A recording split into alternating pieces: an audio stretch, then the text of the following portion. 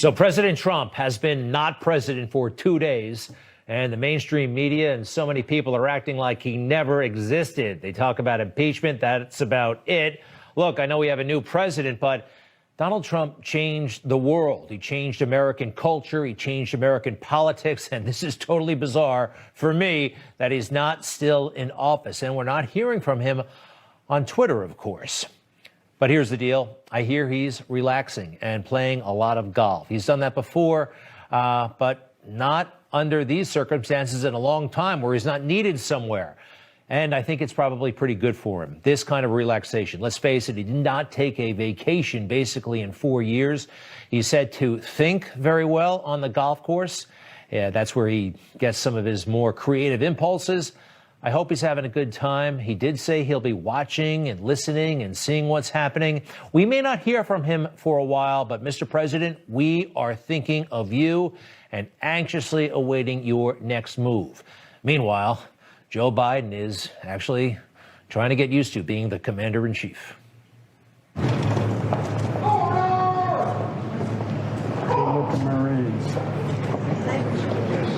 All right, this video went kind of viral there for a couple of reasons. A lot of folks were saying, well, why didn't Joe Biden salute?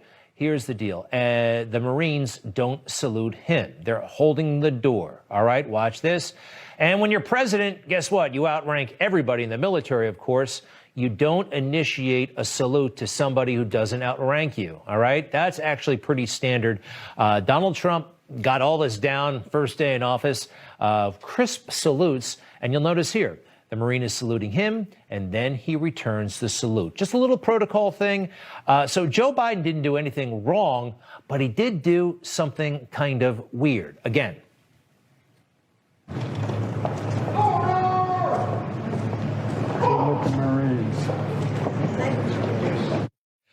Now, as to why he said that, I have no idea. I've heard the rumors that he had something in his ear, his mind, or whatever, told him to do that. I don't know what's going on there. Joe does a lot of things that are off, let's face it.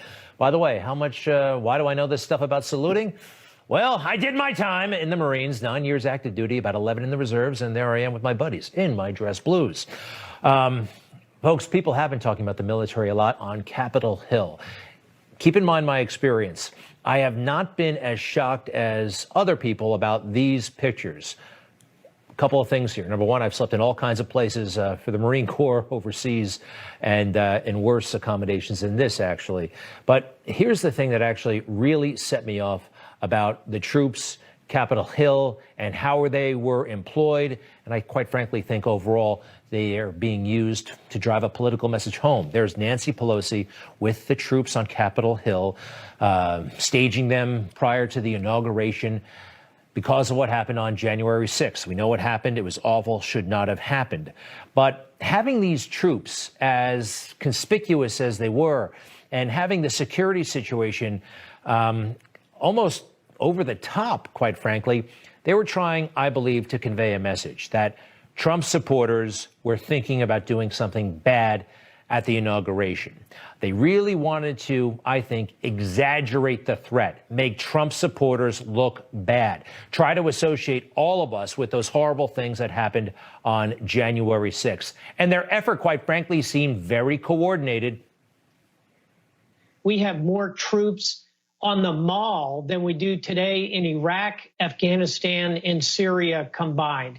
More troops in Washington than in wars overseas. D.C. is like a war zone right now with more troops than Iraq, Afghanistan, and Syria combined. There are more troops in Washington, D.C. than in Iraq and Afghanistan combined. You think they got a talking points memo on that one? I'm pretty sure they did. Again, to convey the situation so dire that Trump supporters are so crazy, you needed all these troops to stop something bad from happening.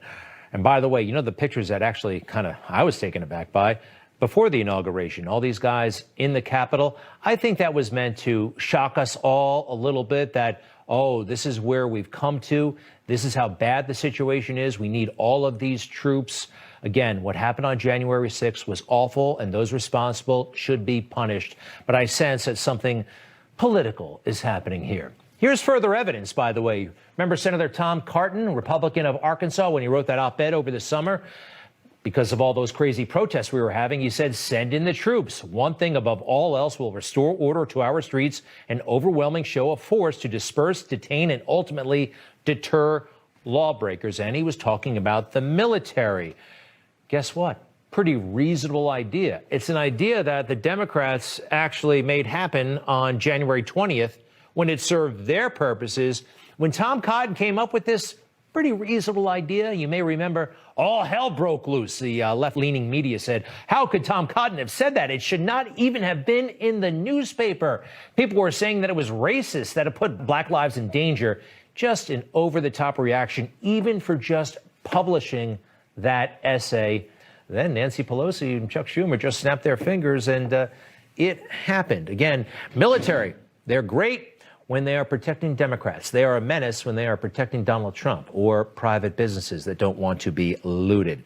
Here's the thing, folks. As we go forward under this Biden administration, I consider myself part of the opposition. All right, fair enough. You probably are on the same side, but I don't want to call it the resistance. Do you remember that? That was the big thing under Trump. Resist, resist, resist. It has actually both a positive and negative connotation. The negative part, well, it goes back to World War II. People who resisted the Nazi occupation. Now, they were heroes, but they were saboteurs. They took up arms like these French women. They blew up bridges. They wanted to stop Nazi government in France, and that's good. So here, I'm just opposing what Joe Biden says and does for the most part. I don't want to take down the systems of government, and neither do you. It's an important distinction that we on the right are sure to make. On the left, no, they just embrace resistance. Vive la resistance, right?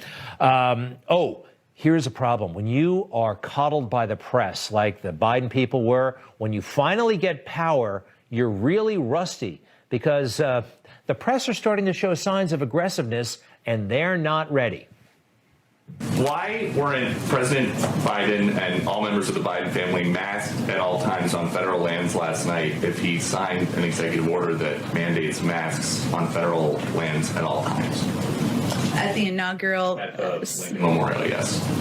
I think, Steve, he was celebrating an evening of a historic day in our country, and certainly he signed the mask mandate because it's a way to send a message to the American public about the importance of wearing masks, how it can save tens of thousands of lives. We take a number of COVID precautions, as you know, here in terms of testing, social distancing, mask wearing ourselves, as we do every single day. But I don't know that I have more for you on it than that. Talk about making it up while you go along. She doesn't know what she's talking about. Again, if they had a real campaign and reporters treated them aggressively like they do Republicans, I think she would have been better at handling that. It gets a little bit better, actually.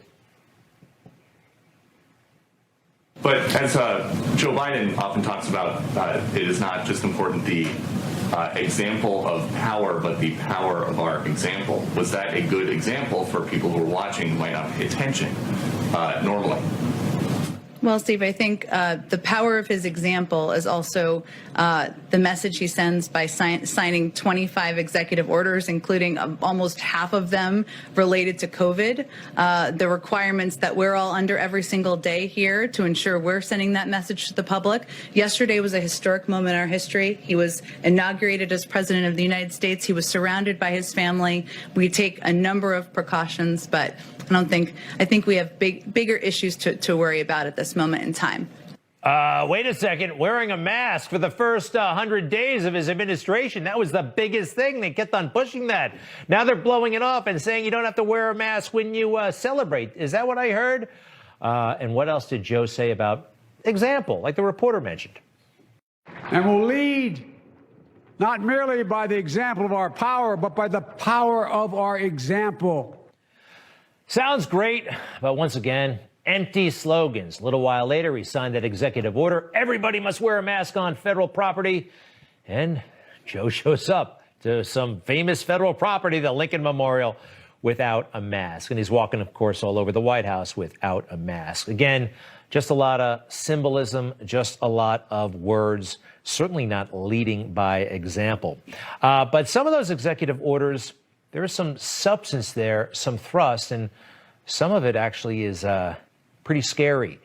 Andrew Sullivan points this out. There's something called critical theory. Are you familiar with this? Look, everybody believes in equality, right? Everybody, no matter your race, color, creed, whatever, everybody deserves a chance in America, and no one should be discriminated against. But some of these orders that Joe is signing here, it says that if you are part of a group that's been discriminated against in the past, you may need an extra advantage.